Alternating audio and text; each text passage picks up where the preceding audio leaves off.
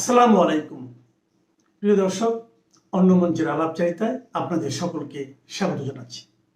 প্রিয় বন্ধুরা, প্রীতি, সালাম এবং শুভেচ্ছা নেবেন। কদিন আগে আমি বলেছিলাম যে বিদেশ সফর সংক্ষিপ্ত করে নির্ধারিত সময়ের আগেই বাংলাদেশে ফিরবেন বাংলাদেশের পররাষ্ট্রমন্ত্রী ডক্টর খলিলুর রহমান। তিনি আজকে খুব ভোরে মানে কাল রাত 12টার পরে তিনি ফিরে এসেছেন এবং ফিরে এসেই তিনি ব্যস্ত হয়ে পড়েছেন। কারণ আগামী 29শে জুলাই বাংলাদেশ সফরে আসছেন ভারতে মার্কিন রাষ্ট্রদূত এবং মধ্য ও দক্ষিণ এশিয়ায় আমেরিকার প্রেসিডেন্ট ডোনাল্ড ট্রাম্পের বিশেষ দূত সার্জিও গোর। এই সার্জিও গোরের বাংলাদেশ সফর নিয়ে কিন্তু বেশ আলোচনা শুরু হয়ে গেছে। তার 2 দিনের সফরসূচি ইতিমধ্যেই চূড়ান্ত করা হয়েছে। তার মধ্যে রয়েছে তিনি সংখ্যালঘু সম্প্রদায়ের সাথে বসবেন। 3 এলাকার সংখ্যালঘু সম্প্রদায়ের নেতারা তার সাথে বসবেন। একটি হলো উখিয়া টেকনাফের কাছে, আরেকটি হলো চট্টগ্রাম, আরেকটি হলো সাতক্ষীরা। তিনি প্রধান 3টি রাজনৈতিক দলের সাথে বৈঠক করবেন। তিনি আওয়ামী লীগের প্রতিনিধি দলের সাথে বৈঠক করবেন, বিএনপির প্রতিনিধি দলের সাথে বৈঠক করবেন এবং জামাত এনসিপি তাদের একসাথে করে তাদের সাথে বৈঠক করবেন। নিঃসন্দেহে বাংলাদেশে একটি ইনক্লুসিভ পলিটিক্যাল এনভায়রনমেন্ট নিয়ে তিনি কথা বলবেন। আওয়ামী লীগের কার্যক্রমের উপরে নিষেধাজ্ঞা এটি তুলে নেওয়া, বাংলাদেশে গণতান্ত্রিক চর্চা, এই বিষয়গুলো নিয়ে তিনি কথা বলবেন। আওয়ামী লীগের প্রতিনিধি দল তার সাথে সরাসরি নাকি ভার্চুয়ালি মিট করবে, এ বিষয়টি এখনো ফাইনাল করা হয়নি। এছাড়া তিনি বাংলাদেশ ব্যাংকের একজন এক্স গভর্নর, একজন প্রাক্তন অথবা বর্তমান বিচারপতি এবং একজন শিক্ষাবিদের সাথে বসবেন। সুশীল সমাজের সাথে তিনি বসবেন। 3 জন প্রতিনিধির সাথে তিনি বসবেন। তিনি 5 জন সাংবাদিক প্রতিনিধির সাথে বসবেন। এই সাংবাদিকদের মধ্যে রয়েছেন হত্যা মামলার আসামিরা। 2 দিন তিনি খুব কর্মব্যস্ত সময় কাটাবেন। যদি সব মিটিংগুলো কভার না করতে পারে তাহলে হয়তো তার সফর কয়েক ঘন্টা বাড়তে পারে। এই সফরের খুব গুরুত্বপূর্ণ কিছু বিষয় রয়েছে। এটি একটি স্রেফ কূটনৈতিক সফর নয়, বরং তারেক রহমানের জন্য হয়তো খুব কঠিন কিছু বার্তা নিয়ে আসবেন। ইতিমধ্যেই আমাদের প্রধানমন্ত্রী তারেক রহমান তার বিভিন্ন কার্ড ভিত্তিক কর্মসূচির জন্য কার্ড বাবা উপাধি পেয়েছেন, অনেকেই রসিকতা করে বলেন। তো এবার সার্জিও গোর আমাদের কার্ড বাবা প্রধানমন্ত্রীর জন্য কি কার্ড নিয়ে আসছে। তার এক পকেটে শুনেছি হলুদ কার্ড থাকবে, আর এক পকেটে নাকি লাল কার্ড থাকবে। বাংলাদেশ সরকার বিশেষ করে তারেক রহমান ক্ষমতায় যাবার পরে পররাষ্ট্র নীতিতে এমন কিছু পদক্ষেপ নিয়েছেন যা আমেরিকাকে ক্ষুব্ধ করেছে। তার মধ্যে একটি হলো সম্প্রতি জুন মাসে যে তারেক রহমান চীন সফরে গিয়েছিলেন এবং চীনের সাথে যে মেমোরেন্ডাম অফ আন্ডারস্ট্যান্ডিং গুলো স্বাক্ষর করে এসেছেন, যে প্রতিশ্রুতি দিয়ে এসেছেন, তা আমেরিকাকে ক্ষুব্ধ করেছে। আমেরিকা চায় বাংলাদেশ চায়নার সাথে প্রদত্ত এই প্রতিশ্রুতি, এই সমঝোতা স্মারক, এগুলো সব বাতিল করে দিই। এই যে বিআরআই যে করেছে, চায়না মিয়ানমার হয়ে বাংলাদেশের যে করিডোর দেবে, এটি করা যাবে না। আরো যে মোংলা পোর্টে চীন কাজ করবে, চীনকে অর্থনৈতিক অঞ্চল দেবে, এই সব কিছুতেই আমেরিকার একটি বিশাল না। আমেরিকা অনেকটা বলা যায় যে বেশ ধমকের সুরেই এই সফরে কথা বলবে এবং চীনের সাথে এই দহরম মহরম বাদ দিতে হবে।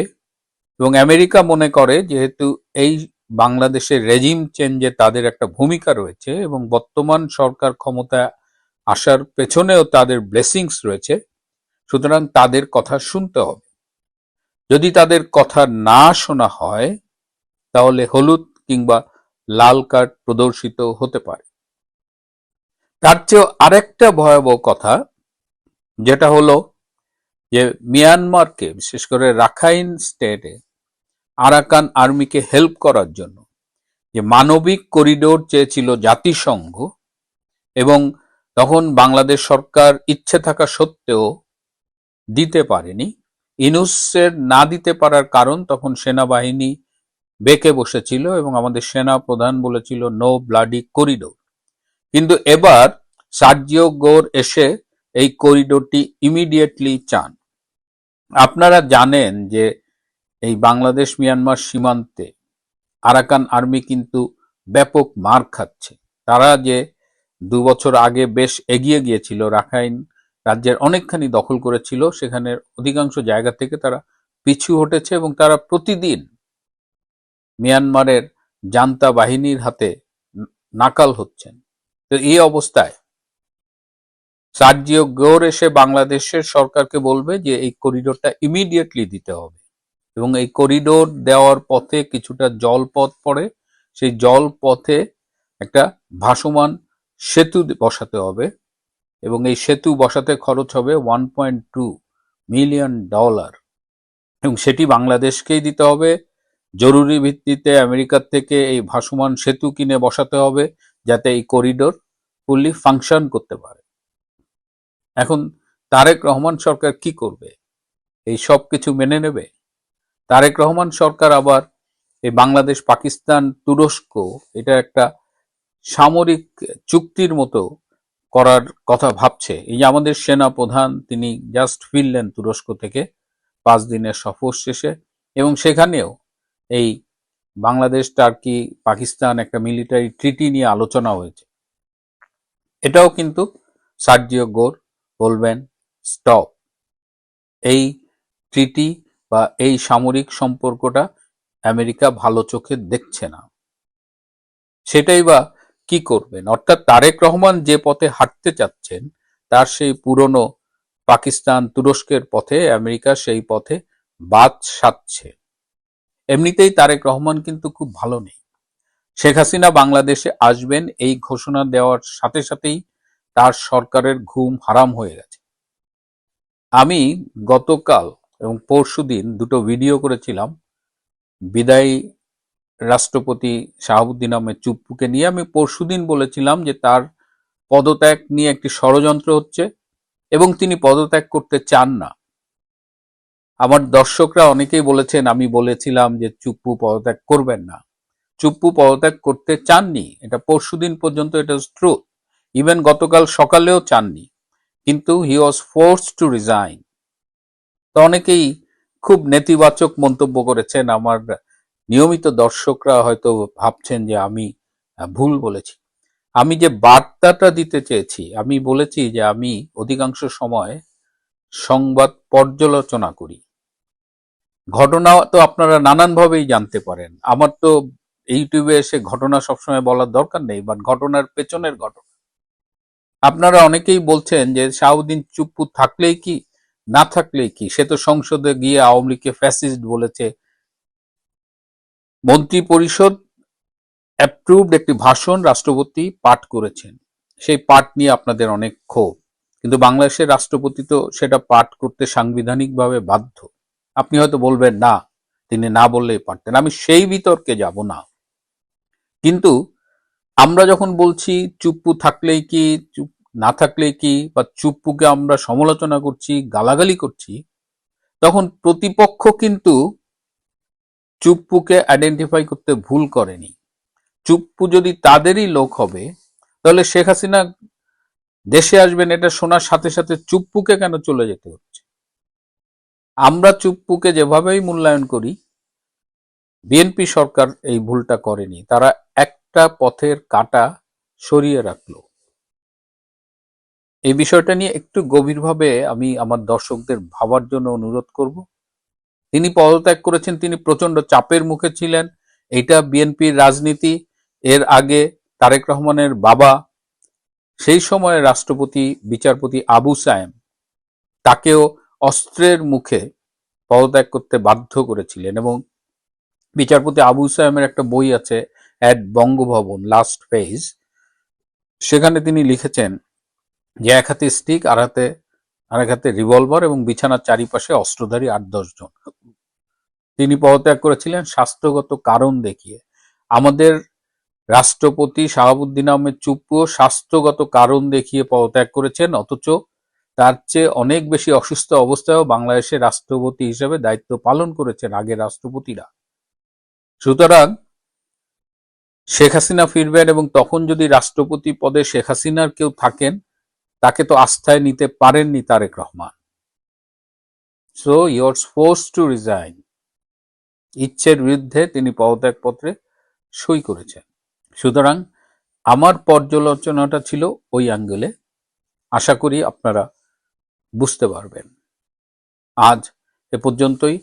বাংলাদেশের 22তম রাষ্ট্রপতি মোহাম্মদ শাহাবুদ্দিনের পদত্যাগের ডামাডোলের মধ্যে 24শে জুলাই একটি খবর গুরুত্ব পায়নি। সেটি হলো ঢাকার মতিঝিলে মেট্রো রেল স্টেশনের নিচ থেকে ছাতার মধ্যে থাকা একটি শক্তিশালী আইইডি বোমা উদ্ধার করা হয়। এতটাই শক্তিশালী যে বিশেষ সতর্কতা নিয়ে বোমাটি নিষ্ক্রিয়করণের সময় একজন পথচারীর গায়ে স্প্লিন্টার লেগেছে। উদ্ধার হওয়া বোমাটির ধরন, এর বিস্ফোরণ ক্ষমতা ও শক্তির কথা আঁচ করতে পেরে আইন শৃঙ্খলা বাহিনীর সংশ্লিষ্টদের মধ্যে বেশ চাঞ্চল্য দেখা দিয়েছে। কারণ বোমাটি শক্তিশালী আইইডি বোমা, যাকে বলা হয় ইম্প্রোভাইজড এক্সপ্লোসিভ ডিভাইস। বোমায় ব্যবহৃত সরঞ্জাম দেখে নিশ্চিত হওয়া গেছে এটি বাংলাদেশেই বানানো। পুলিশ ও বিস্ফোরক বিশেষজ্ঞদের ধারণা, দেশীয় প্রযুক্তি ও সরঞ্জাম ব্যবহার করে সূক্ষ্মভাবে এমন ইম্প্রোভাইজড বোমা বাংলাদেশে এর আগে পাওয়া যায়নি। পুলিশের ঊর্ধ্বতন কর্মকর্তারাও বলছেন, শক্তিশালী এই বোমাটি রাখা হয়েছিল সনাতন ধর্মাবলম্বীদের উল্টো রথযাত্রার পথে, যে কারণে ভয়াবহ একটি সন্ত্রাসী হামলা থেকে ভাগ্যের জোরে বাঁচা গেছে। তবে আইন শৃঙ্খলা বাহিনীর কাছে এখন বড় প্রশ্ন হলো, এমন নিখুঁতভাবে ইম্প্রোভাইজড বোমা বাংলাদেশে কারা বানালো? তাদের উদ্দেশ্য কি?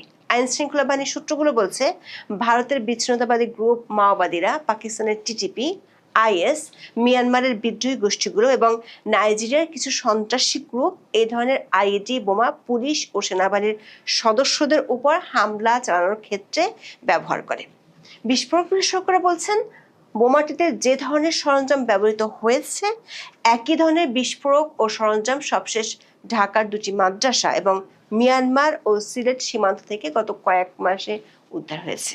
ঠিক কোন উদ্দেশ্যে আইইডি বোমাটি মেট্রো স্টেশনের নিচে রাখা হয়েছিল এবং কারা রেখেছিল, আর তাদের পরের পরিকল্পনা কি, এসবই এখন তদন্ত সংস্থাগুলোর বড় মাথা ব্যথার বিষয়। 20শে জুলাই যখন বাংলাদেশের সংবাদ মাধ্যম আর নেট দুনিয়া দেশটির রাষ্ট্রপতির পদত্যাগ নিয়ে সরগরম, সেদিন সন্ধ্যায় রাজধানীর মতিঝিলে মেট্রো স্টেশনের কাছে একটি ছাতার ভেতর থেকে ইম্প্রোভাইজড এক্সপ্লোসিভ ডিভাইস বা আইইডি বোমা পাওয়া গেছে। প্রথমে বাংলাদেশের কয়েকটি সংবাদ মাধ্যমের খবরে বলা হয়েছিল এটি ছিল ককটেল। bdnews24.com-এর 24শে জুলাইয়ের খবরে ডিএমপির মতিঝিল জোনের সহকারী কমিশনার হোসেন মোহাম্মদ ফারাবির বরাত দিয়ে বলা হয়েছিল, মতিঝিল মেট্রো রেল স্টেশনের নিচে একটি পরিত্যক্ত ছাতার মধ্যে ককটেল পাওয়া যায়। পরে অবশ্য ডিএমপির পক্ষ থেকে বলা হয় এটি সাধারণ কোনো হাত বোমা বা ককটেল নয়, বরং এটি ইম্প্রোভাইজড এক্সপ্লোসিভ ডিভাইস বা আইইডি বোমা। চ্যানেল 24-এর সম্প্রচারিত একটি ভিডিওতে দেখা যায়, মেট্রো রেল স্টেশনের দায়িত্বে থাকা একজন আনসার সদস্যকে এক ব্যক্তি জানায় ছাতার মধ্যে লাইট জ্বলছে। ওই আনসার ছাতাটি হাতে নিলে তার কাছে মনে হয় ছাতাটির ওজন স্বাভাবিকের চেয়ে বেশি। তখন তিনি পাশের দায়িত্বরত পুলিশ সদস্যদের বিষয়টি জানান। পরে ঢাকা মেট্রোপলিটন পুলিশের বোম ডিসপোজাল ইউনিট ঘটনাস্থলে গিয়ে বোমাটির বিস্ফোরণ ঘটায়। এই ঘটনায় পুলিশের পক্ষ থেকে মতিঝিল থানায় এসআই মির্জা মোহাম্মদ মুক্তা বাদী হয়ে বিস্ফোরক দ্রব্য আইনে অজ্ঞাত ব্যক্তিদের আসামি করে একটি মামলা দায়ের করেছেন। এই এজাহার থেকে বেরিয়ে এসেছে একটি ভয়ঙ্কর তথ্য। এজাহারে ঘটনার বিবরণীতে গিয়ে লেখা হয়েছে, বোমাটি পাতা হয়েছিল সনাতন ধর্মাবলম্বীদের উল্টো রথযাত্রার পথে। রথযাত্রার শোভাযাত্রাটি যখন এই বোমা পাতা পথ পার হয়ে যাচ্ছিল, তখন পুলিশ সেটি ঘিরে রেখেছিল। আর শোভাযাত্রায় অংশ নেওয়া মানুষদের উদ্দেশ্যে পুলিশ তখন বলেছিল ওইখানে শর্ট সার্কিট হয়েছে। মামলার এজাহারে বলা হয়েছে, মামলার বাদী উল্টো রথযাত্রার নিরাপত্তায় হোন্ডা মোবাইল কল সাইনে ডিউটিতে নিয়োজিত ছিলেন। উল্টো রথযাত্রার শোভাযাত্রাটির রুট ছিল ঢাকেশ্বরী মন্দির থেকে শুরু হয়ে মতিঝিল শাপলা চত্বর হয়ে স্বামীবাগ আশ্রম পর্যন্ত। সন্ধ্যার দিকে ট্রাফিক বিভাগ থেকে ডিএমপির কন্ট্রোল রুমে সেখানে একটি বোমা সদৃশ বস্তু পাওয়ার কথা জানানো হয়। একটি ছাতার মধ্যে রাখা ওই বোমায় মিটমিট করে আলো জ্বলার কথা বলা হয়। এরপর খবর পেয়ে ঊর্ধ্বতনদের নির্দেশে এসআই মুক্তা ও তার সহকর্মীরা 6:20 মতিঝিল মেট্রো স্টেশনের জেনারেটর রুমের পাশে উপস্থিত ছাতা বোমা পাওয়ার জায়গাটি ঘিরে রাখেন। সেখানে রথযাত্রার মিছিল উপস্থিত হলে পুলিশ সদস্যরা তাদেরকে শর্ট সার্কিট হয়েছে বলে জায়গাটি পাশ কাটিয়ে যাওয়ার অনুরোধ করেন। এরপর মিছিলটি শাপলা চত্বর হয়ে স্বামীবাগ আশ্রমের দিকে চলে যায়। শোভাযাত্রা চলে যাওয়ার পর ডিএমপির বোমা নিষ্ক্রিয়করণ দলের সদস্যরা এসে সেটি নিয়ন্ত্রিত বিস্ফোরণের মাধ্যমে নিষ্ক্রিয় করে বলে মামলায় বলা হয়েছে। পুলিশ সূত্রে জানা গেছে, প্রথমে বুঝতে না পারলেও পরে তারা বুঝতে পারে বোমাটি সাধারণ কোনো বোমা নয়, বরং এটি শক্তিশালী ও নিখুঁতভাবে বানানো একটি ইম্প্রোভাইজড এক্সপ্লোসিভ ডিভাইস বা আইইডি বোমা।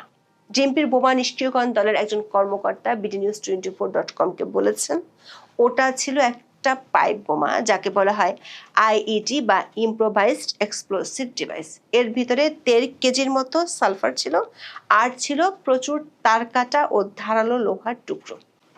ব্যাটারি ও সার্কিট জোড়া দিয়ে ডিভাইসটি এমনভাবে তৈরি করা হয়েছিল যে কেউ ছাতা খোলার জন্য বোতামটি চাপলে এটা বিস্ফোরিত হতো। তখন লোহা লক্করের টুকরোগুলো স্প্লিন্টার হয়ে আশেপাশের লোকজনকে ক্ষত বিক্ষত করত। বোমাটি যে শক্তিশালী ছিল তা বোঝা যায় ডিএমপির কার্যক্রমে।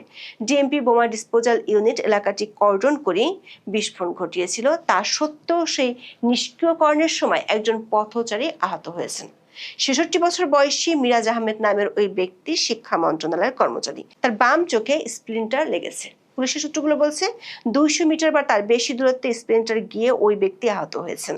আইন শৃঙ্খলা বাহিনীর সদস্যরা বলছেন, ভয়াবহ এক বিপদ থেকে রক্ষা পাওয়া গেছে, কারণ বোমাটি এমনভাবে ইম্প্রোভাইজড ছিল যাতে যে কেউ ছাতা খোলার বাটনে পুশ করলে বোমাটি বিস্ফোরিত হতো। তখন লোহার টুকরাগুলো স্প্লিন্টারের মতো চারদিকে ছিটকে আশেপাশের মানুষকে গুরুতর আহত বা নিহত করতে পারত। তাছাড়া ছাতার মধ্যে বোমাটি যেখানে ছিল তার কাছেই ছিল মেট্রো স্টেশনের জেনারেটর রুম। এতে আরো বড় রকমের বিপদেরও আশঙ্কা ছিল। পুলিশ কর্মকর্তাদের ভাষ্য, উল্টো রথযাত্রাকে টার্গেট করে সেখানে বোমাটি পাতা হয়েছিল বলে তারা ধারণা করছেন। সেটি আগেই শনাক্ত করতে পারে বড় বিপর্যয় এড়ানো গেছে। মামলার এজাহারে উল্লেখ করা হয়েছে, সরকারের ভাবমূর্তি বিনষ্ট করতে পূর্ব পরিকল্পিতভাবে বোমা বিস্ফোরণ ঘটিয়ে জনগণের জীবন বিপন্ন করার লক্ষ্যে বোমাটি সেখানে পাতা হয়েছিল। এখানে দুটো প্রশ্ন উঠে আসে। এক, এই ধরনের আইইডি বোমা আসলে কতটা শক্তিশালী? আর দুই, বাংলাদেশে এমন বোমা কারা বানায়? বিস্ফোরক অধিদপ্তরের একজন কর্মকর্তা বলেছেন, মামলার এজাহারে যেসব আলামতের কথা পুলিশ উল্লেখ করেছে সেগুলো দেখে বোঝা যায় বোমাটি বাংলাদেশি বানানো। কারণ মামলার এজাহারে সানলাইট ব্যাটারির মতো কিছু দেশীয় সামগ্রীর কথা উল্লেখ আছে। ঘটনাস্থল থেকে বোমার আলামত হিসেবে জিআই পাইপের খণ্ডিত অংশ, ব্যাটারি, বিয়ারিং এর বল পাওয়ার কথা মামলায় উল্লেখ করেছে পুলিশ। বিস্ফোরক অধিদপ্তরের কর্মকর্তারা বলছেন, উদ্ধারকৃত ডিভাইসে পাওয়া 1.5 কেজি সালফার পাইপের দুই প্রান্ত পেঁচানো ক্যাপ বা শক্ত সিমিং দিয়ে বন্ধ ছিল। সে কারণে ছাতার বাটনে পুশ করলে এটি যখন বিস্ফোরিত হতো তখন প্রচন্ড বেগে চূর্ণ বিচূর্ণ হয়ে শত শত ধারালো স্প্লিন্টারে পরিণত হতো। আর এই ধরনের ইম্প্রোভাইজড বোমায় অসংখ্য ছোট ছোট বেয়ারিং এর বল ব্যবহার করা হয়, যেগুলো বিস্ফোরণের সময় বুলেটের মতো কাজ করে। তাছাড়া স্বাভাবিক বিস্ফোরণ ঘটলে মেট্রো স্টেশনের কাজগুলো এতটা ক্ষতিগ্রস্ত হতো যে সেগুলো তখন স্প্লিন্টার হিসেবে কাজ করত। একাধিক সংস্থার কর্মকর্তারা বলছেন, বাংলাদেশে এই ধরনের সূক্ষ্মভাবে আইইডি বোমার ব্যবহার আগে দেখা যায়নি।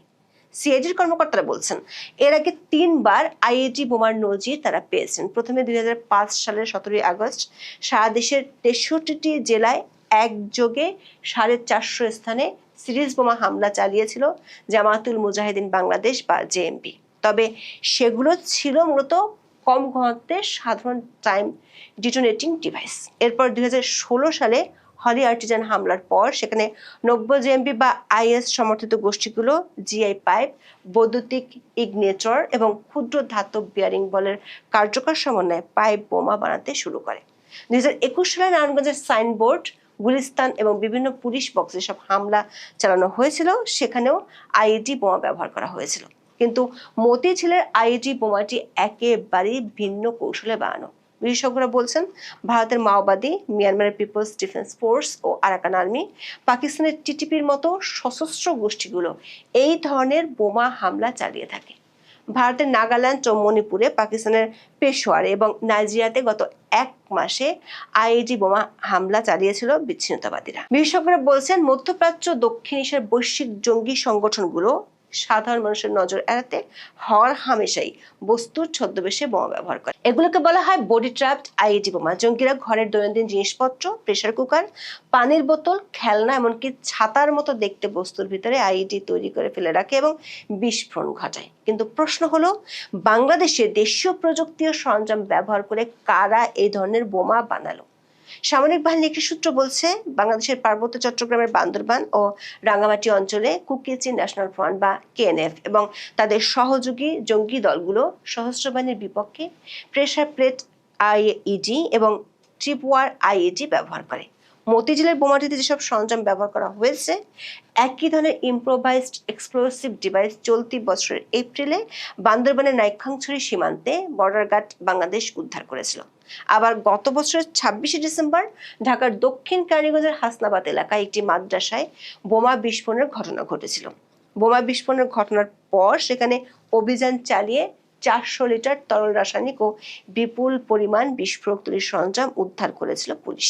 ওই ঘটনায় পুলিশের তদন্তে বেরিয়ে এসেছিল, আইএস মতাদর্শী উগ্রপন্থী সংগঠন নব্য জেএমবি সদস্য শেখ আলামিন ছিলেন মাদ্রাসাটির পরিচালক।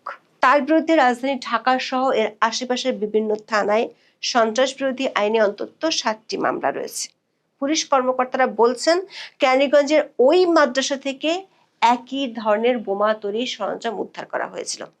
মজার ব্যাপার হলো, কেরানীগঞ্জের বিস্ফোরণের মামলায় গ্রেপ্তার শেখ আলামিন ও অলিউল্লাহর অভিযোগের ভিত্তিতে আন্তর্জাতিক অপরাধ ট্রাইব্যুনালে এক পুলিশ কর্মকর্তার বিচার চলছে।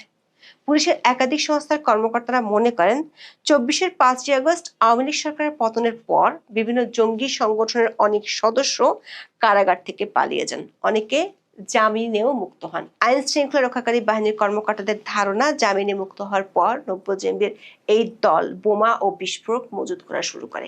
কেরানীগঞ্জের বিস্ফোরণের ঘটনায় বিষয়টি প্রকাশ পায়। পরবর্তী সময়ে আরো 2টি বিস্ফোরণ ও পুলিশের উপর হামলার ঘটনায় এই উগ্র গোষ্ঠীকে নিয়ে নিরাপত্তা উদ্বেগ আরো স্পষ্ট হয়। তাছাড়া বাংলাদেশের জঙ্গিদের একটা গ্রুপ কুকিচনের অধীনে প্রশিক্ষণ নিয়েছিল, কিন্তু 24শে আগস্টের পর পুলিশের যে অবস্থা, তাতে জঙ্গিদের নিয়ন্ত্রণ কঠিন হয়ে পড়েছে।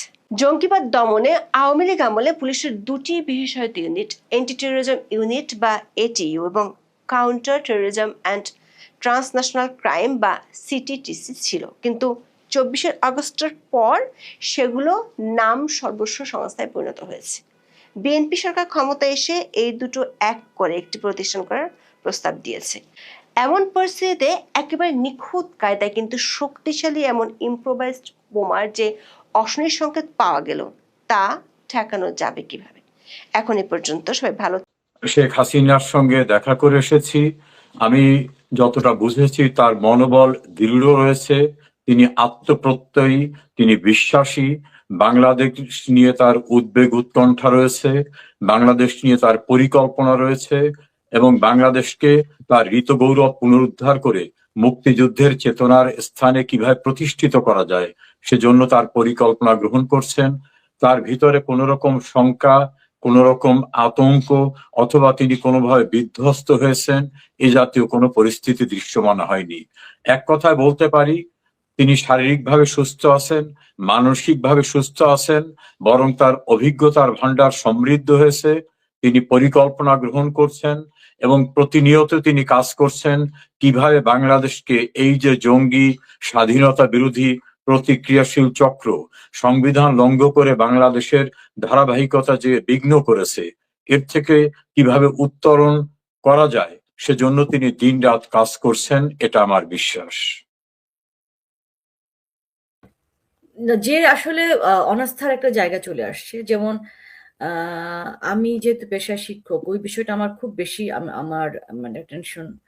যেমন শিক্ষক শিক্ষার্থী যে সম্পর্ক, আপনারাও যেটা দেখে এসেছেন, আমরাও যেটা দেখে এসেছি, মানে আমাদের পর্যন্ত ছিল বা তার পরেও ছিল, সেই শ্রদ্ধা ভালোবাসার জায়গাটা সেটা একেবারেই নষ্ট হয়ে গেছে। সেই আস্থার জায়গা ফিরে আসার জন্য আইন অঙ্গনে যেটা ঘটেছে, মানে আমরা সবসময় জানি যে কোর্ট হচ্ছে সবচেয়ে নিরাপদ জায়গা, সে যেই হোক।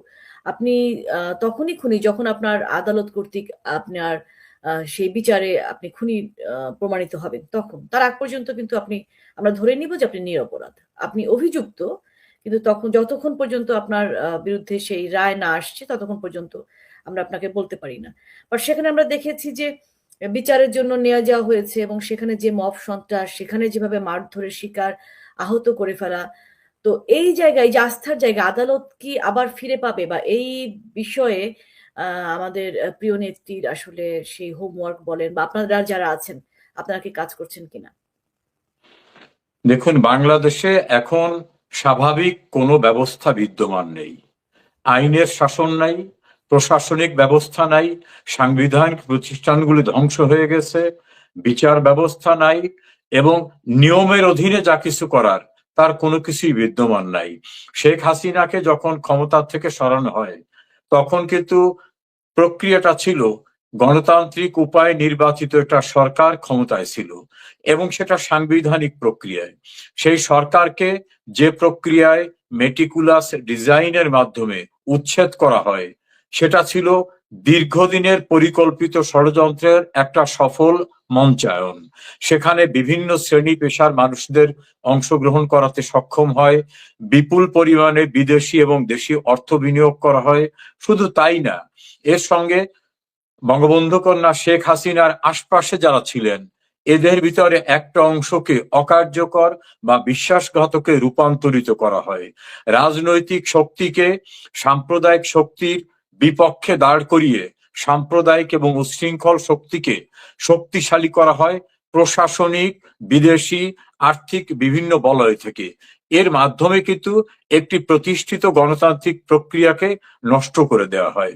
তার ধারাবাহিকতায় কিন্তু প্রধান বিচারপতি সহ সুপ্রিম কোর্টের বিচারপতিদেরকে শারীরিকভাবে আঘাত করা হবে, তাদের বাড়িতে হামলা করা হবে, সুপ্রিম কোর্টে আগুন দিয়ে পুড়িয়ে দেওয়া হবে, এমনি হুমকি দেওয়া হয়।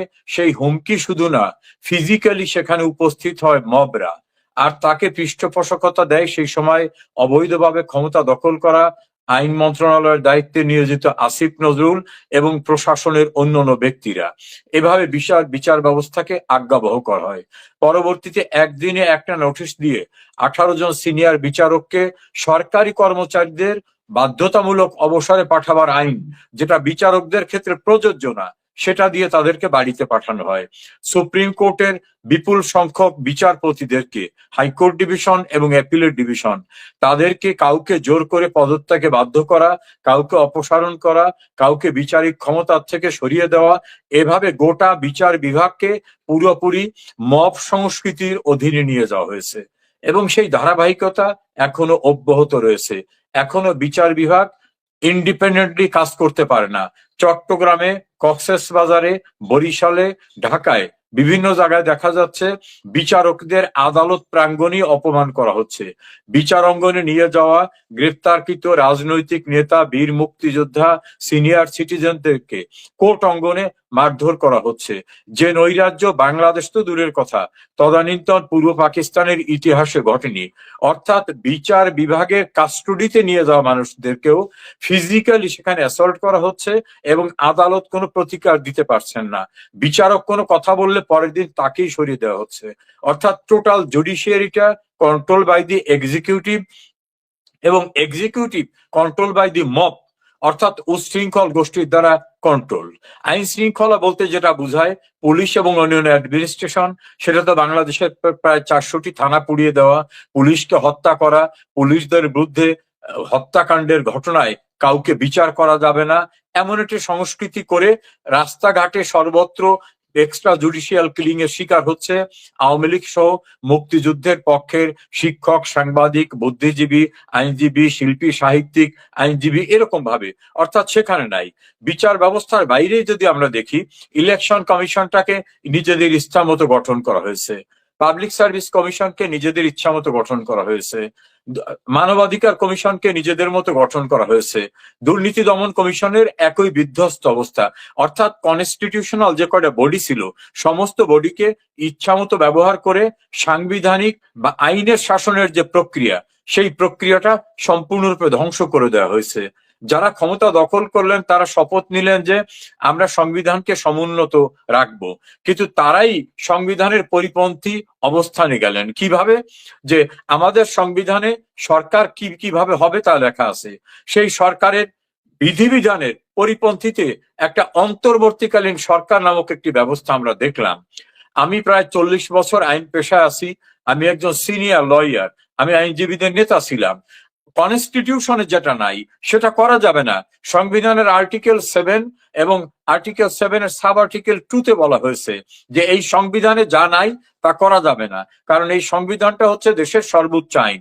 তো সেখানে সংবিধানে যে সরকার ব্যবস্থা নাই তেমন একটি সরকার, আজগুবি কাল্পনিক একটা সরকার তৈরি করা হলো এবং সেখানে দায়িত্ব দেওয়া হলো যাদেরকে, তারা কেউ জনগণ কর্তৃক নির্ধারিত না।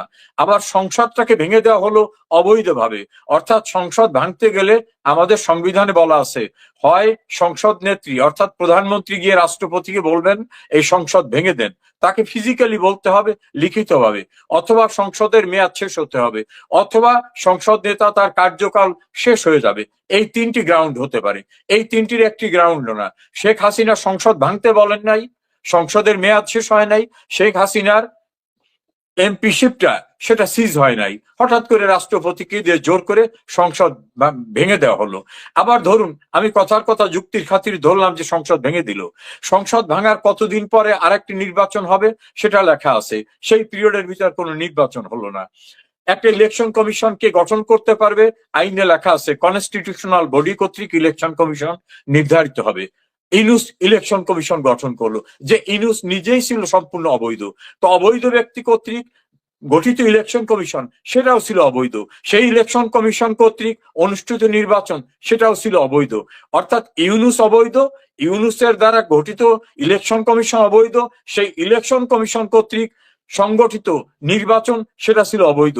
তাহলে সেই নির্বাচনে যে সরকার, সেটাকে আমরা বৈধ বলার মতো কোনো অবস্থা নেই। ফলে এই যে আমি ক্রোনোলজিক্যাল ঘটনাটা বললাম, এই সবটাই কিন্তু আমার মন গড়া বা রাজনৈতিক কারণে বলছি না, এটা আমার সংবিধানে যেটা বলা আছে আমি সেই জায়গা থেকে বলছি। দ্বিতীয়ত, রাষ্ট্রপতিকে দিয়ে একটা অধ্যাদেশ দিয়ে যুদ্ধাপরাধ ট্রাইব্যুনালকে নতুন আঙ্গিকে সাজানো হলো। এখন আমাদের সংবিধানের আর্টিকেল 93 বলা আছে রাষ্ট্রপতি অধ্যাদেশ জারি করতে পারবেন। কোন কোন ক্ষেত্রে পারবেন? যখন সংসদ সেশনে থাকবে না অথবা জরুরি প্রয়োজন হবে, তবে দিয়ে 3টি দফা লেখা আছে। সংবিধানে যেটা নাই এমন কোন অধ্যাদেশ রাষ্ট্রপতি জারি করতে পারবেন না। দ্বিতীয়, সংসদ যে আইন তৈরি করতে পারবে না তেমন কোন অধ্যাদেশ তিনি জারি করতে পারবেন না। চতুর্থত, কনস্টিটিউশনাল ডিক্রামের বাইরে যেতে পারবেন না। তা আমাদের রাষ্ট্রপতিকে এই অধ্যাদেশ জারি করতে হলে একটা অথরিটি অনুরোধ করতে হবে, সেই অথরিটিকে নির্বাচিত একটা বডি, তা নির্বাচিত বডি তাকে অনুরোধ করেন নাই।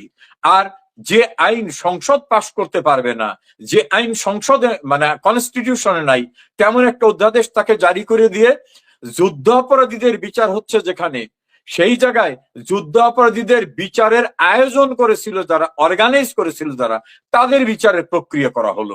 অর্থাৎ জুডিশিয়ারির লিগাল যে ফ্রেমটাকে, সেই ফ্রেমটাকে সম্পূর্ণরূপে সংবিধান পরিপন্থী ভাবে রাষ্ট্রপতিকে বাধ্য করে সেটা করা হলো। এই যে ছোট্ট কয়েকটা উদাহরণ দিয়ে বললাম যে বাংলাদেশের কোনো স্ট্যান্ডার্ড স্ট্যাটাস নাই। তৃতীয় আসেন, আপনি একজন শিক্ষক, শিক্ষা প্রতিষ্ঠানে যারা ভাইস চ্যান্সেলর হয় বা হেডমাস্টার হয়, প্রিন্সিপাল হয়, অথবা গভর্নিং বডি যারা নেতৃত্বে আসে, তারা কিন্তু একটা প্রক্রিয়ার ভিতর থেকে আসে এবং আইনে লেখা আছে যে একটা গভর্নিং বডিকে বা একটা সিনেটকে বা সিন্ডিকেটকে যদি বাতিল করতে হয় কি কি রিজন থাকতে হবে, সেই রিজনের পরে তাদেরকে আত্মপক্ষ সমর্থনের সুযোগ দিতে হবে। একটা ভিসিকে যদি রিমুভ করতে হয় তার বিরুদ্ধে এলিগেশন থাকতে হবে। একটা প্রিন্সিপাল হেডমাস্টারকে যদি রিমুভ করতে হয় এলিগেশন থাকতে হবে, সেই এলিগেশনে আত্মপক্ষ সমর্থনের সুযোগ দিতে হবে। কোনো কিছু না করে রাতারাতি দেশের সমস্ত বিশ্ববিদ্যালয়ের সিনেট, সিন্ডিকেট, ভিসি, স্কুলের কলেজের গভর্নিং বডি সব সরিয়ে দিয়ে ইচ্ছা মতো লোক বসানো শুরু হয়ে দিল। অর্থাৎ শিক্ষা ব্যবস্থাকে টোটালি তাদের যা ইচ্ছা সেভাবে তাকে করলো। এরপর দেখবেন যারা নির্বাচিত জনপ্রতিনিধি হয়, সেটা মেয়র, এমপি, সিটি কর্পোরেশনের মেয়র বা কাউন্সিলর, ইউনিয়ন পরিষদের চেয়ারম্যান, উপজেলা চেয়ারম্যান, তাদেরকে তো নির্বাচিত হওয়া একটা আইনের মাধ্যমে। তাদের রিমুভ করার বিধান আছে। যদি কারোর বিরুদ্ধে গুরুতর অভিযোগ ওঠে, তিনি ওই প্রতিষ্ঠানের পরিপন্থী কাজ করেন বা রাষ্ট্রদ্রোহিতা কাজ করেন বা দুর্নীতির অভিযোগ প্রমাণিত হয়, তাহলে তার বিরুদ্ধে ব্যবস্থা নেওয়া যাবে। সেই ক্ষেত্রে দেখা গেল একদিনের একটা নোটিশ দিয়ে দেশের সমস্ত উপজেলা চেয়ারম্যান, ভাইস চেয়ারম্যান, পৌরসভার মেয়র, কাউন্সিলর, ইউনিয়নের চেয়ারম্যান, সিটি কর্পোরেশনের মেয়র, সিটি কর্পোরেশনের কাউন্সিলর সবাইকে একসঙ্গে বিয়ে দিয়ে দেওয়া হলো। অর্থাৎ আইনের কোনো বালাই নাই, যা ইচ্ছা তাই করছে। এই জন্য বলছি দেশে আইনের শাসন নাই, আর সেই ধারাবাহিকতা এখনো অব্যাহত। বরং তারেক রহমান ক্ষমতা এসে তিনি নতুন করে তার দলীয় ক্যাডারদেরকে, যা বাংলাদেশের ইতিহাসে কেউ কোনোদিন করে নাই, শেখ হাসিনা সরকার তো দূরের কথা, জিয়াউর রহমান, খালেদা জিয়া, এরশাদ সরকারও করে নাই, বিভিন্ন প্রতিষ্ঠানে তাদের লোকদের বসিয়ে দিচ্ছে। দেখা গেল বন শিল্প কর্পোরেশন চেয়ারম্যান পদে বসিয়ে দেওয়া হচ্ছে বিএনপির এক লোককে, বরেন্দ্র ভূমিতে চেয়ারম্যান হিসেবে বসিয়ে দেওয়া হচ্ছে এক লোককে। অর্থাৎ সমস্ত প্রতিষ্ঠানকে আর কি দলীয়করণ করে বাংলাদেশের একটা ডিসিপ্লিন যেটা ছিল। এরপর আসেন ব্যুরোক্রেসিতে যারা চাকরি করতে করতে একটা জায়গায় পৌঁছায়, সেই সব লোকদের বাদ দিয়ে 20 বছর আগে যারা বাড়িতে চলে গেছে তাকে এনে কাউকে জনপ্রশাসনের সচিব, কাউকে মুখ্য সচিব এভাবে বসিয়ে দেওয়া হচ্ছে। শুধু এই জায়গায় কি তা না, পুলিশ ডিপার্টমেন্টে 9 বছর আগে বাড়ি চলে গেছে তাকে এনে আইজি পদে বসিয়ে দেওয়া হচ্ছে। অর্থাৎ গোটা দেশের কোনো ব্যবস্থা বলতে কিছু নাই। এই অবস্থায় মানুষ হাফ ছেড়ে বাঁচার জন্য মনে করতেছে একটা ডিসিপ্লিনকে যদি ফিরিয়ে আনতে হয়, দেশকে যদি আস্থায় নিয়ে আসতে হয়, অর্থনীতির চাকাকে যদি ঘুরাতে হয়, শিল্প প্রতিষ্ঠান প্রায় 200 শিল্প প্রতিষ্ঠান বন্ধ হয়ে গেছে, অসংখ্য বেকারত্ব, তাদেরকে যদি ফিরাতে হয় তাহলে একজন স্টেটমেন্ট দরকার। সেই স্টেটমেন্টটা শেখ হাসিনা। 350 শিল্প প্রতিষ্ঠান বন্ধ হয়েছে। এই জন্য বলছি যে না, আমি গার্মেন্টস এর কথা বললাম। এই সব মিলে মানুষ এখন মনে করতেছে যে বাংলাদেশটা একেবারে খাদের ভিতর পড়ে গেছে। এখান থেকে যদি তুলতে হয় তাহলে একজন স্টেটসম্যানের দরকার, যে স্টেটসম্যানটা ইন্টারন্যাশনালি উন্নয়নের জাদুকর হিসাবে চিহ্নিত হয়েছিলেন। সেই স্টেটমেন্টটা হচ্ছে শেখ হাসিনা, যার বিকল্প নাই। মানুষ যারা শেখ হাসিনার বিরুদ্ধে রাস্তায় আন্দোলন করেছিল, টেলিভিশনে টক শো করে গলা ফাটিয়ে দিত, তারা এখন বলতেছে যে আমরা ভুল করেছিলাম, আমরা আহম্বকের কাজ করেছি। কেউ কেউ তো বলতেছেন যে শেখ হাসিনার কাছে ক্ষমা চাচ্ছি। শেখ হাসিনাকে দেশে আনা দরকার, এই দেশটাকে বাঁচাতে হলে, এই দেশটাকে আবার মেইন স্ট্রিমে আনতে হলে। না, তাহলে 5ই আগস্টের পর থেকে যত প্রজ্ঞাপন, যত যা কিছু সবকিছু অবৈধ। আমি আইনজীবী হিসাবে আমার 40 বছরের আইনের অভিজ্ঞতার আলোকে বলবো, ভয়েড ইনএবিশিও একটা শব্দ আছে আইনে। অর্থাৎ যার গোড়ায় অবৈধ তার দ্বারা ধারাবাহিকভাবে সবকিছু অবৈধ। তো ইউনূসের অ্যাপয়েন্টমেন্ট ছিল অবৈধ, অ্যাপয়েন্টমেন্ট অবৈধ হলে তিনি অবৈধ, তার দ্বারা কৃত সকর্ম অবৈধ, সেই কৃতকর্মের যে ফল সেগুলো অবৈধ। অর্থাৎ কনসিকুয়েন্স যদি দেখা হয়, লিঙ্ক অফ চেইন দেখা হয়, তাহলে আগাগোড়া সবকিছু অবৈধ। তাহলে বাংলাদেশ আওয়ামী লীগ যদি আবার রাষ্ট্র ক্ষমতায় আসীন হয় বা তাদের যে ক্ষমতা সেটা যদি আবার ফিরে পায়, তাহলে কি এই অবৈধ যে কর্মকাণ্ডগুলো এগুলো সব বাতিল হয়ে যাবে? না, আমি একটা উদাহরণ দিয়ে দেখি। পাকিস্তানে আসমা জিলানি, সম্ভাবনা আছে কিনা, সুযোগ আছে কিনা, আমি সেটা বলছি যে আসমা জিলানি মামলায় বিখ্যাত রায় আছে যে ইয়াহিয়া খানদের ক্ষমতা দখল বৈধ না। বাংলাদেশে অবৈধ প্রক্রিয়ায়, মানে সাংবিধানিক বিধিবিধানের পরিপন্থীতে জিয়াউর রহমানের ক্ষমতা গ্রহণ, আবু সাদাত মোহাম্মদ সাইমের ক্ষমতা গ্রহণ, মোস্তাকের ক্ষমতা গ্রহণ, এরশাদের ক্ষমতা গ্রহণ, এগুলোকে বৈধতা দেওয়ার জন্য সংবিধানের 2টা সংশোধনী করা হয়, 5ম সংশোধনী এবং 7ম সংশোধনী। আমাদের সুপ্রিম কোর্ট বলল যার আইনেই এখতিয়ার নাই ক্ষমতা দখল করার, তিনি ক্ষমতায় বসে যা যা করছেন সব অবৈধ। ফলে ওই যে এরশাদ এবং জিয়াউর রহমান যে 2টা আইন করেছিল তাদের দায় মুক্তির জন্য, সেই 2টি আইন অবৈধ হয়, তাদের কৃতকর্মকেও অবৈধ ঘোষণা করা হয়েছে। ফলে সঙ্গত কারণে ইউনূসের ক্ষমতা দখল থেকে শুরু করে তার ধারাবাহিকভাবে যা কিছু হয়েছে, যেমন 75-এ 16ই আগস্ট থেকে 1989 সালের 6 এপ্রিল পর্যন্ত অবৈধ প্রক্রিয়া কৃতকর্মকে যেমন সুপ্রিম কোর্ট অবৈধ বলছে, আগামীতেও টুডে আর টুমরো এই যে ইউনূসীয় জামানা এবং তার ধারাবাহিকতার ঘটনায় যা কিছু হবে এগুলো নিশ্চিতভাবে অবৈধ ঘোষিত হবে। আপনার অভিজ্ঞতা কি মনে হয়? এই যেমন দেখেন প্রাকৃতিক দুর্যোগ প্রথমে ইউনূসের সময় আমরা দেখলাম ফেনী টেনি ওই জায়গাগুলোতে, এখন আবার চিটাগাঙে, এবং অসংখ্য মানুষের কিন্তু মারা গেছে। শুধুমাত্র যে তারা পানিতে ডুবে গেছে, মানে ফসলের ক্ষতি হয়েছে, সম্পদের ক্ষতি হয়েছে তা না। এটাও কিন্তু আমরা দেখিনি। আমরা যে গত 16 বছরের বেশি সময় ধরে আওয়ামী লীগের শাসনামল দেখলাম, এটা একেবারেই আমাদের কাছে নতুন। বা এই বিষয়ে যদি আপনি বলেন যে এই যে এইরকম ভাবে কলাপস করার সবকিছুর কারণটা কি? এর সবকিছু কারণটা হচ্ছে জনগণের কাছে দায়বদ্ধ থাকা যদি প্রশাসনিক কাঠামো না থাকে, জনগণের কাছে অ্যাকাউন্টেবল কাঠামো না থাকে, তাহলে তারা কারোর জন্য কিছু করবে না। ইউনূস লম্বা লম্বা বক্তৃতা দিয়ে বললো সারা বিশ্বের থেকে লোক চলে আসবে। এই বদমাশটা করলো, নিজের যত দুর্নীতির মামলা প্রত্যাহার করে নিয়ে গেল।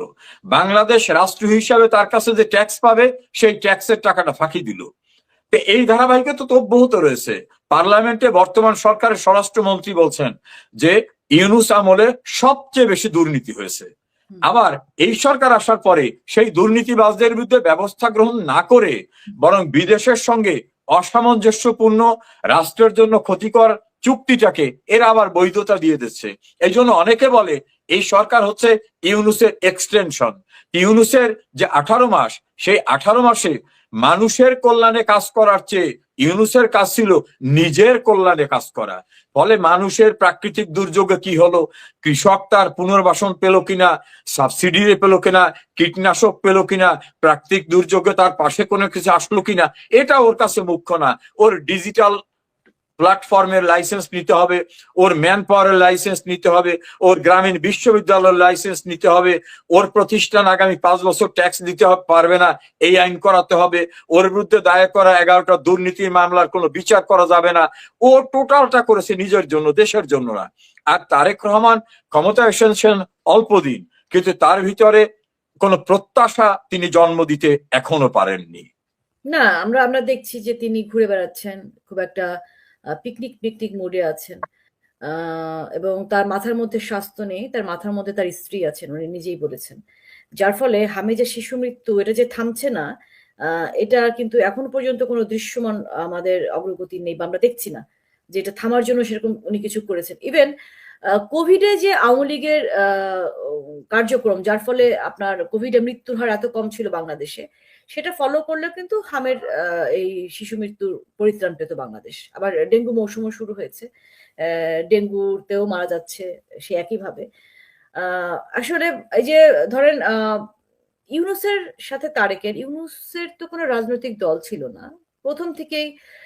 আমরা জানি যে বিদেশি রাষ্ট্র কর্তৃক তাকে আসলে প্রেরণ করা হয়েছিল, বা এর আগেও কিন্তু প্রেরণ করার চেষ্টাও করা হয়েছিল। তারেক রহমান তো ব্যাপারটা, উনি ওরকম নন, ওনার একটা রাজনৈতিক দল আছে, ওনার মা দীর্ঘদিন রাজনীতি করেছেন বাংলাদেশে, এর আগে উনিও করেছেন। সো উনার ভেতরে আমরা একই সেই ইউনূসের প্রতিফলন কেন দেখতে পাচ্ছি এখন? এখানে আমি একটু দ্বিমত পোষণ করি। সেটা হচ্ছে তারেক রহমান কিন্তু গতানুগতিক রাজনীতিতে ক্ষমতায় প্রতিষ্ঠিত হননি। বিদেশের যে মেটিকুলাস ডিজাইন ছিল যে আওয়ামী লীগকে সরাতে হবে, শেখ হাসিনাকে ধ্বংস করতে হবে, প্রয়োজনে মেরে ফেলতে হবে, যেটা ইউনূস ক্লিনটন ফাউন্ডেশনে গিয়ে নিজে অ্যাডমিট করছেন যে nothing was happened suddenly, it was through a meticulous design. এবং তার যারা সিপাহসালার তারা বাংলাদেশে বলছে যে আমরা দীর্ঘদিন যাবৎ শেখ হাসিনাকে টার্গেট করেছিলাম। সেই ধারাবাহিকতায় ইউনূসেরই এক্সটেনশন হচ্ছে তারেক সরকার। আমি বলবো তারেক সরকারের মেয়াদ অল্প দিন, তিনি কতটা দেখাতে পারবেন সেটা এখনো অনেক বিষয়গুলো নিয়ে আলোচনা করার মতো ম্যাচিউরড স্টেজ না আসলেও তার অতীতে যারা ছিল, অর্থাৎ আমি শেখ হাসিনা আমলের কথা বলি, আমি মহামারী কোভিডের সময় মন্ত্রী ছিলাম। আমাদেরকে সেই জীবনের ঝুঁকি নিয়ে প্রতিটি সময় নির্বাচনী এলাকায় চলে যেতে হতো, গোটা ডিস্ট্রিক্টের দেখভাল করতে হতো। যখন কোভিডের টিকা আবিষ্কার হয়নি, তখন কোভিডের টিকা আবিষ্কার হলে অ্যাডভান্স যাতে কিনতে পারি সেই বুকিং দেওয়ার মতো দূরদর্শী রাষ্ট্রনায়ক যে অভিজ্ঞতা, সেই অভিজ্ঞতা তো তারেক রহমানের নেই। ফলে হামের ঘটনা তো ছোট্ট ঘটনা, হামের চেয়ে ভয়ঙ্কর কোভিড যেটা ছিল, সেটা কি রোগ, কোথাতে আসছে, উপাদান কি কেউ জানতো না, সেটাকে কিন্তু বাংলাদেশ মোকাবেলা করতে পেরেছে। আর হামের যে ব্যর্থতা, ইউনূসের ব্যর্থতা, সেই ব্যর্থতার উপরে আদালতে মামলা করতে গেলেও কিন্তু সেই মামলা গ্রহণ করা হয় না। অর্থাৎ বর্তমান সরকারের নিশ্চয়ই ইঙ্গিত রয়েছে, সে কারণে ইউনূসদের ব্যবস্থা নেওয়া হয় না। কারণ ইউনূস লন্ডনে এসে তারেক জিয়ার সঙ্গে বৈঠক করে তারেক জিয়াকে নেক্সট সাকসেসর করার সমস্ত প্রক্রিয়া করেছেন। ধরেন একটা উদাহরণ দিয়ে বলি, তারেক জিয়া একটা রাজনৈতিক দলের নেতা, উনি বাংলাদেশে গেলেন। Under what capacity, under what law, under what protocol, under what warrant of precedence Tarique জিয়াকে প্রধানমন্ত্রীর মতো প্রোটোকল দিয়ে, সেনাবাহিনী এসএসএফ দিয়ে, তাকে সমস্ত নিরাপত্তা দিয়ে তাকে সেখান থেকেই অনেকটা ডিসগাইজে প্রধানমন্ত্রীর মতো করিয়ে নিয়ে যাওয়া হলো। কোন আইনে, কোন বিধানে? বাংলাদেশে তো আরো রাজনৈতিক দল আছে, তাদের না কেন? এই জন্য অ্যাকচুয়ালি তারেক জিয়া ইউনূসের সরকারের কন্টিনিউশন। কাজী তিনি সেই ধারাবাহিকতার ভিতরে আছেন। দেশে ফেরার মাত্র 59 দিনের মধ্যে তিনি প্রধানমন্ত্রীর আসনে বসতে পেরেছেন। এটা একটা মেটিকুলাস ডিজাইনের ধারাবাহিকতায় তিনি বসেছেন। আমরা তাদের কাছ থেকে অনেক কিছু প্রত্যাশা করাটা যুক্তিসঙ্গত হবে না।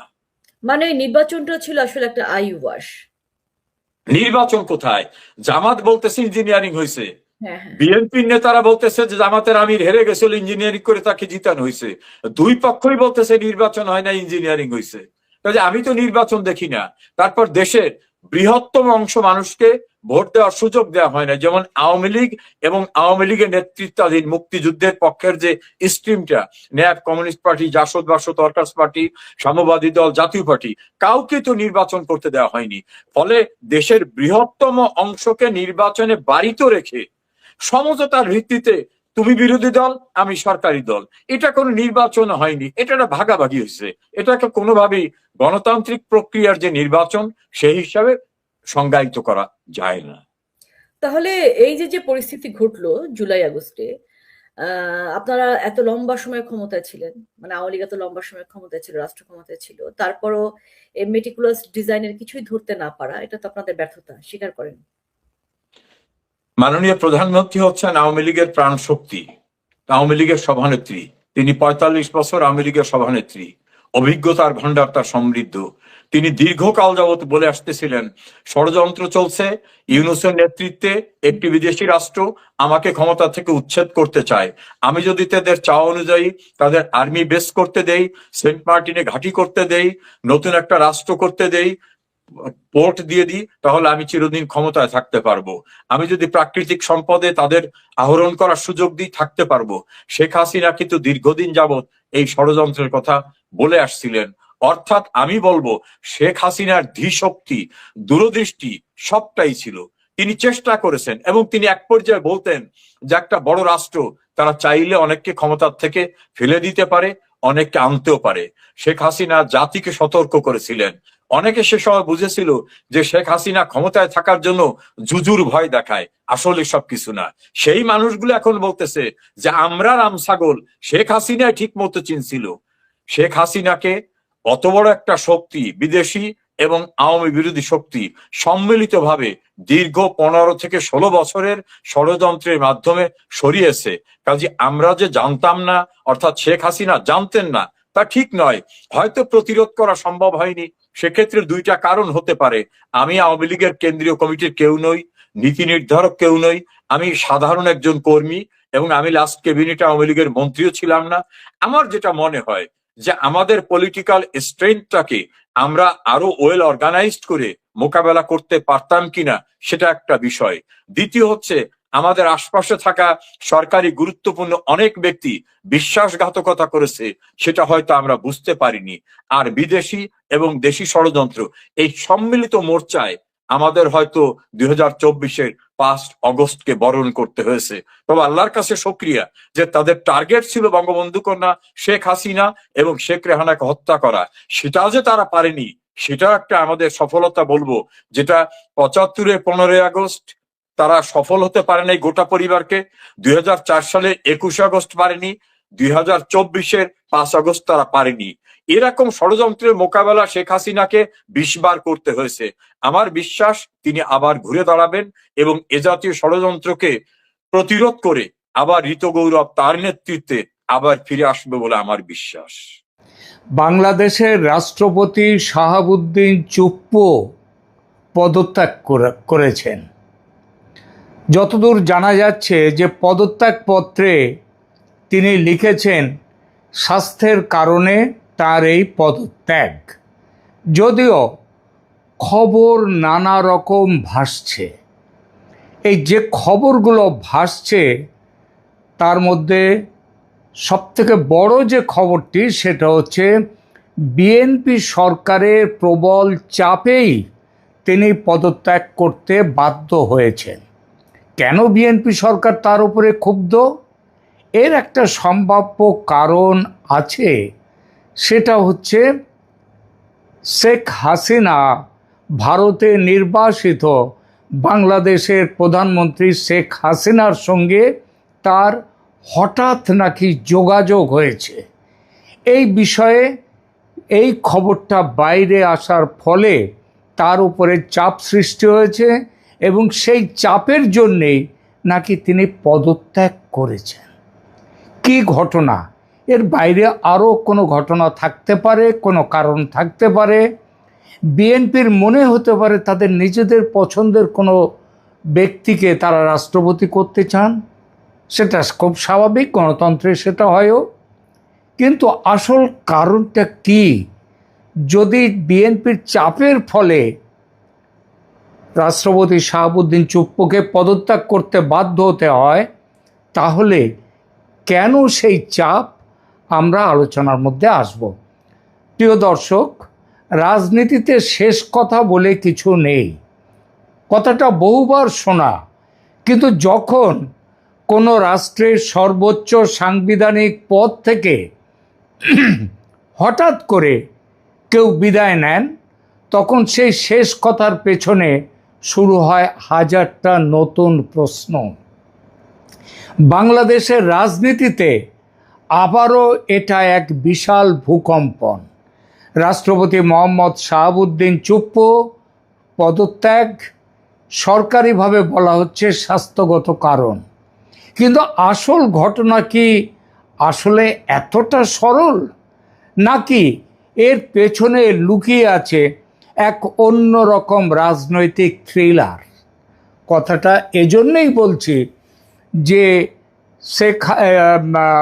তারেক রহমানের সরকার প্রতিষ্ঠার পর রাষ্ট্রপতি শাহাবুদ্দিন চুপ্পু এবং এই সরকারের মধ্যে খুব ভালো একটা সম্পর্ক দেখা গিয়েছিল।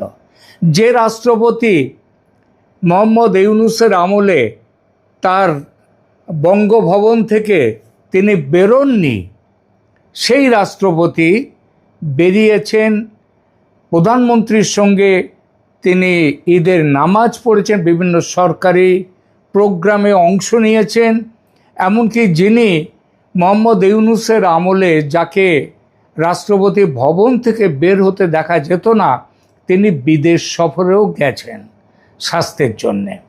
সেই ভালো একটা সম্পর্ক ছিল। এমন কথাও শোনা যাচ্ছিল যে বিএনপি শাহাবুদ্দিন চুপ্পুকে তার যে রাষ্ট্রপতির পদের যে বাকি সময়টা তাকে রেখে দেবে। তাহলে হঠাৎ এমন কি হলো যার জন্যে এত ঝটিতি রাষ্ট্রপতিকে পদত্যাগে করতে হলো? আজকের ভিডিওতে আমরা এই রাজনীতির গভীরের খবরগুলো একে একে খুলে দেখব। চোখ রাখুন শেষ পর্যন্ত, কারণ সামনে যা দেখা যাচ্ছে তার আড়ালে অনেক কিছু ঘটছে যেটা সহজে দেখতে পাচ্ছেন না। আমরা আলোচনা করব সেই বিষয়টি নিয়ে। ঘটনাটা ঘটল একেবারে আচমকা, যদিও গত কদিন ধরে গুঞ্জন চলছিল। অবশেষে সব জল্পনা সত্যি করে রাষ্ট্রপতি চুপ্পু সরে দাঁড়ালেন। কিন্তু সমস্যা হলো, যখনই কোনো রাষ্ট্রে এমন নাটকীয় পরিবর্তন হয় তখনই বাতাসে গুঞ্জন ভাসে। আর এবার সেই গুঞ্জনের পারদ চড়েছে বহু গুণ। কারণ রাজনৈতিক মহলের অন্দরের খবর বলছে তারেক রহমানের নেতৃত্বাধীন বর্তমান বিএনপি সরকারের তরফ থেকে তৈরি হওয়া প্রচণ্ড রাজনৈতিক ও প্রশাসনিক চাপের মুখেই মূলত এই পদত্যাগপত্র জমা দিতে বাধ্য হয়েছেন রাষ্ট্রপতি। কিন্তু প্রশ্ন হলো, কেন হঠাৎ এতটা মারমুখী হয়ে উঠল সরকার? এমন কি ঘটল যে দেশের একজন সাংবিধানিক প্রধানকে এভাবে মাঝপথে বিদায় নিতে হলো? আমরা আর এখানেই আসল টুইস্ট। গল্পের মারপ্যাঁচ শুরু হয় ঠিক যেখান থেকে সেখান থেকেই। জানা যাচ্ছে রাষ্ট্রপতি সাহেব কয়েকদিন আগে চিকিৎসার জন্য বিদেশ সফরে গিয়েছিলেন, আর সেই বিদেশ সফরে গিয়ে তিনি এক মারাত্মক অপরাধ করে ফেলেছিলেন। কি সেই অপরাধ? গোপন সূত্রে খবর, রাষ্ট্রপতি মহোদয় নাকি বিদেশে বসেই টেলিফোনে কথা বলেছেন সাবেক প্রধানমন্ত্রী, যিনি বর্তমানে দেশবাসীর চোখের আড়ালে নির্বাসনে রয়েছেন ভারতে, সেই শেখ হাসিনার বর্তমান সরকারের সঙ্গে তার কথা হয়েছে। ব্যাস, এই একটা ফোনালাপি যেন বর্তমান সরকারের, তারেক রহমান সরকারের গায়ে আগুন ধরিয়ে দিয়েছে। বর্তমান প্রশাসনের সোজা হিসেব, শেখ হাসিনা তো আনুষ্ঠানিকভাবে নিজের পদত্যাগ বা ক্ষমতা থেকে চলে যাওয়া নিয়ে বহু প্রশ্ন তুলেছেন, এবং তার দল ও তিনি, শেখ হাসিনা, বিষয়টিকে এখনো বৈধ বলে দাবি করেন এবং বলেন যে বাংলাদেশের বৈধ প্রধানমন্ত্রী এখনো তিনি। এমত অবস্থায় দেশের রাষ্ট্রপতি যদি সেই সাবেক নেত্রীর সঙ্গে গোপন আলাপে লিপ্ত হন, তবে তো কেল্লা ফতে, সরকার মারাত্মক আশঙ্কায় পড়ে গেল। দেখুন, আশঙ্কা যে সবসময় বাস্তবে থাকে তা নয়। আশঙ্কার জন্ম মনের মধ্যে, এবং সরকারের মধ্যে মনে যদি সেই প্রশ্নটা এসে যায়, সেই আশঙ্কা যদি এসে যায়, তাহলে সেটা অবাস্তব, মানে আশঙ্কা হতে পারে না এমন কথা হয় না। এখন আমাদের বড় প্রশ্ন হলো, এই আশঙ্কার কি আসলে কোনো ভিত্তি ছিল বা আছে, নাকি সরকার নিছক আতঙ্কে ভুগে এই সিদ্ধান্তটা নিল যে রাষ্ট্রপতিকে চলে যেতে হবে? আইনি বিশ্লেষকরা বলছেন আশঙ্কা অমূলক নয়, অমূলক ছিল না, তার ভিত্তি ছিল। বাংলাদেশের সংবিধান অনুযায়ী রাষ্ট্রপতি প্রজাতন্ত্রের এমন এক অনন্য স্তম্ভ, যার সই ছাড়া বা যার ইশারায় বহু বড় সাংবিধানিক সিদ্ধান্ত তৈরি হতে পারে বা আবার শূন্যতাও তৈরি হতে পারে। সরকারের শীর্ষ মহলের ভেতরে একটা চরম ভীতি কাজ করতে শুরু করেছে যে রাষ্ট্রপতি শাহাবুদ্দিন চুপ্পু যদি সুযোগ বুঝে বা সাবেক প্রধানমন্ত্রীর সঙ্গে কোনো অদৃশ্য বোঝাপড়ার মাধ্যমে এমন কোনো সাংবিধানিক প্যাঁচ কষেন যা বর্তমান সরকারের বৈধতাকে চ্যালেঞ্জ করে, তাহলে তো পুরো দেশে এক আইনি গৃহযুদ্ধ বা সাংবিধানিক সংকট শুরু হয়ে যাবে। বিশেষত একটি আন্তর্জাতিক সমাজ, শুধু ভারত নয়, ভারতের সঙ্গে পশ্চিমা বিশ্ব এবং আমেরিকারও যোগাযোগ একটা চলছে যে তারেক রহমান সরকারের চীন প্রীতির কারণে তাকে ক্ষমতা থেকে সরিয়ে আবার শেখ হাসিনাকে ক্ষমতায় নিয়ে আসা। এবং এই প্রক্রিয়ার মধ্যে যদি শাহাবুদ্দিন চুপ্পু সায় দিয়ে দেন, যদি শেখ হাসিনা দেশে চলে যাওয়ার পর তিনি যদি বলেন যে শেখ হাসিনাই দেশের প্রধানমন্ত্রী, বৈধ প্রধানমন্ত্রী আছেন, এবং তাতে যদি বাংলাদেশের সেনা যদি তাতে কোনো রকমভাবে মত দেয়, সহমত হয়, তাহলে একটা ভয়ঙ্কর সাংবিধানিক মারপ্যাঁচ শুরু হয়ে যাবে। সংবিধানের মারপ্যাঁচ কেমন মারাত্মক হতে পারে তা তো আপনারা গত 2 বছরে হাড়ে হাড়ে টের পেয়েছেন বাংলাদেশে। তাই বর্তমান সরকার কোনো ঝুঁকি নিতে চায়নি। তারেক রহমানের সরকার পরিষ্কার বুঝেছে রোগ সারাতে হলে গোড়া থেকেই উপড়ে ফেলতে হবে। আর সেই গোড়াটা কে? গোড়াটা রাষ্ট্রপতি।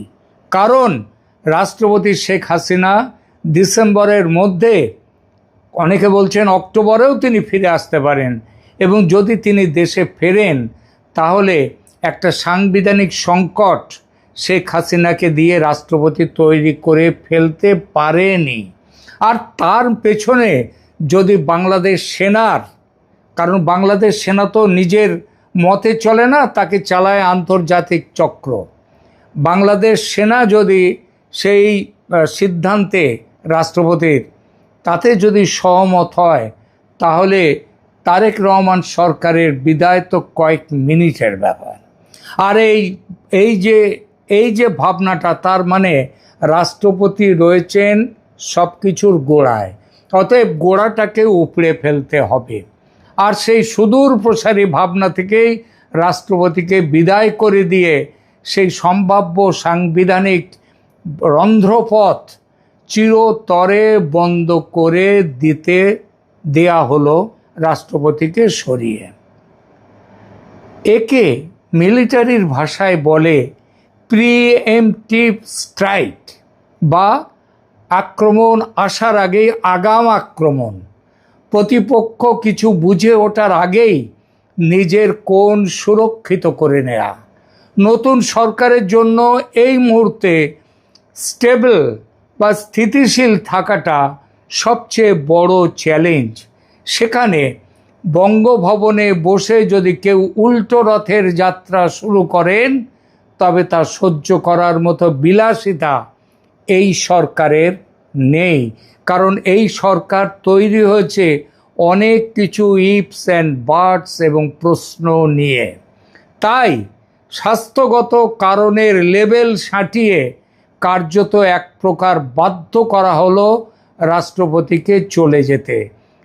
তাকে বাধ্য করা হলো পদত্যাগপত্র জমা করতে স্পিকারের কাছে। এর মাধ্যমে সরকার দুটো মেসেজ পরিষ্কার করে দিল। এক, ক্ষমতার কেন্দ্রে এখন ছক কাটার দিন শেষ। দুই, কোনো সাংবিধানিক ফাঁকফোকর দিয়ে পুরনো লবিকে বা শেখ হাসিনাকে আর কামড় বসাতে দেয়া হবে না। তাহলে দিনের শেষে কি দাঁড়ালো? শাহাবুদ্দিন চুপ্পুর এই বিদায় কেবল একজন ব্যক্তির পদত্যাগ নয়, এটি ক্ষমতার নতুন সমীকরণে এক মহা অভিযানের অংশ। শেখ হাসিনাকে কেন্দ্র করে তৈরি হওয়া সেই অদৃশ্য সাংবিধানিক ভূতকে এইভাবেই ঘাড় থেকে ঝেড়ে ফেলল বর্তমান প্রশাসন। প্রিয় দর্শক, আপনাদের কি মনে হয় রাষ্ট্রপতির এই পদত্যাগ কি কেবলই এক স্বাভাবিক প্রশাসনিক বদল, নাকি এর পেছনে লুকিয়ে আছে আরও বড় কোনো রাজনৈতিক চাল? কমেন্ট বক্সে